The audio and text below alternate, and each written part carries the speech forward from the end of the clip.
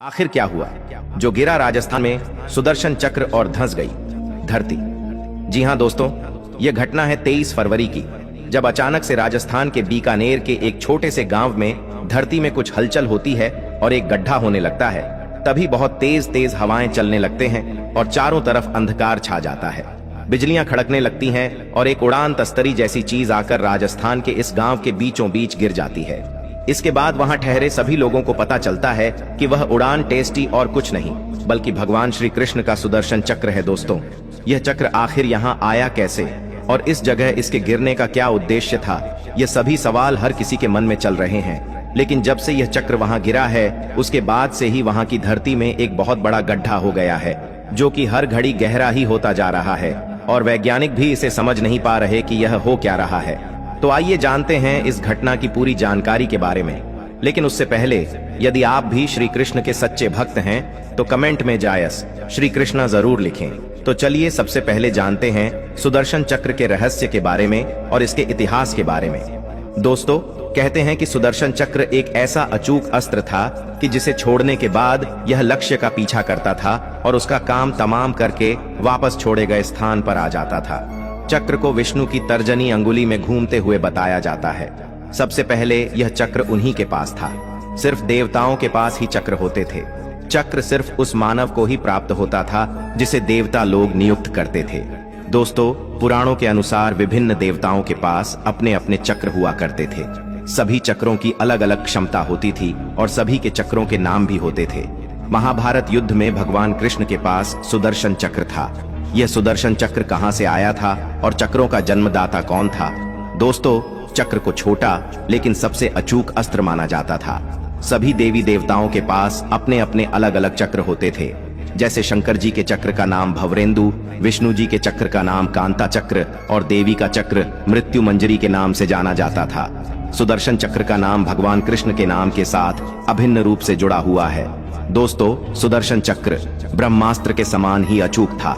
हालांकि यह ब्रह्मास्त्र की तरह विध्वंसक नहीं था, लेकिन इसका प्रयोग अति आवश्यक होने पर ही किया जाता रहा है, क्योंकि एक बार छोड़े जाने पर यह दुश्मन को खत्म करके ही दम लेता था।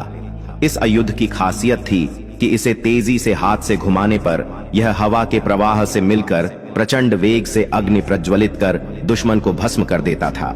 यह अत्यंत सुंदर, तीव्रगामी, तुरंत संचालित होने वाला एक भयानक अस्त्र था। दोस्तों, परमाणु बम के समान ही सुदर्शन चक्र के विज्ञान को भी अत्यंत गुप्त रखा गया है। गोपनीयता इसलिए रखी गई होगी कि इस अमोघ अस्त्र की जानकारी देवताओं को छोड़ दूसरों को न लग जाए, अन्यथा अयोग्य और गैर जिम्मेदार लोगों द्वारा इसका दुरुपयोग हो सकता था। यह चांदी की शलाकाओं से निर्मित था। इसकी ऊपरी और निचली सतहों पर लौह शूल लगे हुए थे। इसके साथ ही इसमें अत्यंत विषैले किस्म के विष थे, जिसे द्विमुखी पैनी छुरियों में रखा जाता था। इन पैनी छुरियों का भी उपयोग किया जाता था। इसके नाम से ही विपक्षी सेना में मौत का भय छा जाता था। यह खुद जितना रहस्यमय है उतना ही इसका निर्माण और संचालन भी। प्राचीन और प्रामाणिक शास्त्रों के अनुसार सुदर्शन चक्र का निर्माण भगवान विष्णु ने नहीं बल्कि भगवान शिव ने किया था। सुदर्शन चक्र के निर्माण के बाद शिव जी ने यह चक्र भगवान विष्णु को सौंप दिया था। इस संबंध में शिव पुराण में उल्लेख है कि एक बार जब दैत्यों के अत्याचार बहुत बढ़ गया था, तब सभी देवता श्री हरि विष्णु के पास आए और असुरों के संहार की गुहार लगाई। तब भगवान विष्णु ने कैलाश पर्वत पर जाकर भगवान शिव की विधिपूर्वक आराधना की थी और वे 1000 नामों से शिव की स्तुति करने लगे। वे प्रत्येक नाम पर एक कमल पुष्प भगवान शिव को चढ़ाते थे।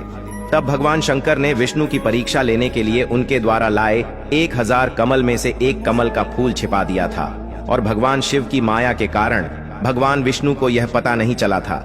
एक फूल कम होने पर भगवान विष्णु उस एक फूल को ढूंढने लगे। बहुत कोशिश करने के बाद भी वह फूल नहीं मिला। तब विष्णु ने एक फूल की पूर्ति के लिए अपना एक नेत्र निकालकर शिव को अर्पित कर दिए। दोस्तों, भगवान विष्णु ने तो अपने नेत्र अर्पित कर दिए, लेकिन भगवान विष्णु की भक्ति देखकर भगवान शंकर बहुत प्रसन्न हुए और भगवान शंकर श्री हरि के समक्ष प्रकट होकर वरदान मांगने के लिए कहा। तब विष्णु ने दैत्यों के संहार के लिए उनसे अजेय शस्त्र का वरदान मांगा। इस पर भगवान शंकर ने भगवान विष्णु को सुदर्शन चक्र प्रदान किया। सुदर्शन चक्र पाने के बाद विष्णु ने उस चक्र से दैत्यों का संहार कर दिया।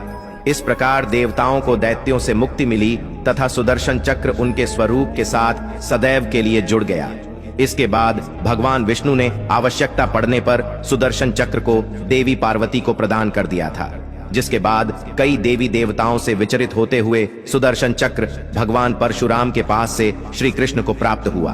दोस्तों, सुदर्शन चक्र को हिंदू धर्म में एक शक्तिशाली और दिव्य हथियार के रूप में जाना जाता है, जो महान भगवान विष्णु से संबंधित है, जिसे व्यापक रूप से हिंदू पौराणिक कथाओं में संरक्षण का देवता माना जाता है।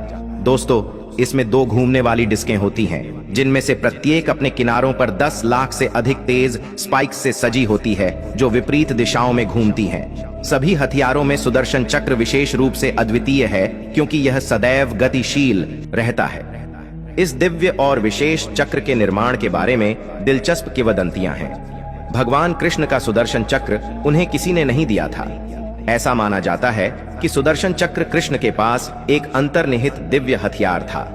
दोस्तों, एक युवा लड़के के रूप में कृष्ण ने अपनी दिव्य प्रकृति और अपार शक्ति का प्रदर्शन किया, और सुदर्शन चक्र उनके दिव्य अधिकार के प्रतीकों में से एक था। अपने पूरे जीवन में कृष्ण ने अपने भक्तों की रक्षा करने और दुष्ट ताकतों को हराने के लिए विभिन्न अवसरों पर सुदर्शन चक्र का उपयोग किया। यह ब्रह्मांडीय व्यवस्था और दैवीय न्याय का प्रतिनिधित्व करता है, जो हिंदू पौराणिक कथाओं में धार्मिकता के रक्षक और धारक के रूप में कृष्ण की भूमिका को प्रदर्शित करता है।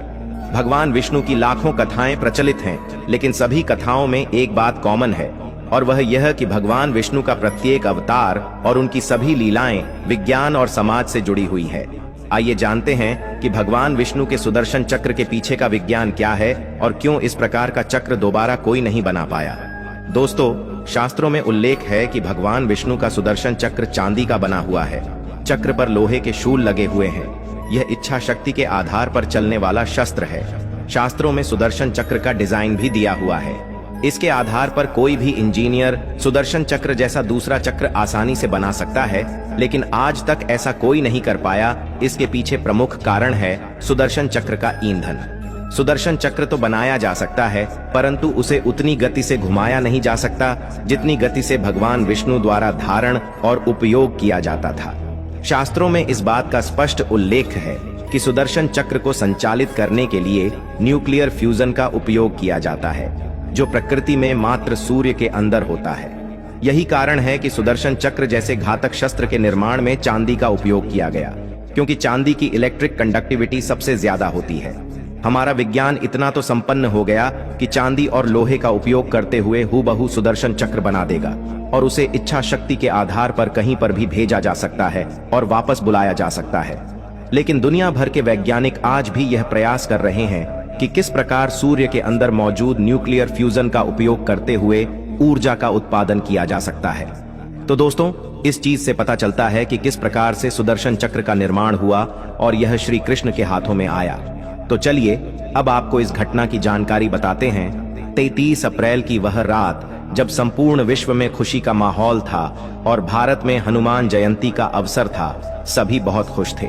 इसी बीच बहुत से भक्त राजस्थान के मेहंदीपुर बालाजी मंदिर भी जा रहे थे प्रभु के दर्शन करने के लिए। तब वहां से गुजरते हुए कुछ लोगों ने जब सुदर्शन चक्र को देखा तो किसी ने यह कल्पना ही नहीं कि सच में सुदर्शन चक्र, परंतु बाद में जब उस चक्र को ध्यान से देखा गया तो उसकी तुलना श्री कृष्ण के सुदर्शन चक्र से की गई। दोस्तों, इस गड्ढे से लोग कलयुग के अंत का भी अनुमान लगा रहे हैं।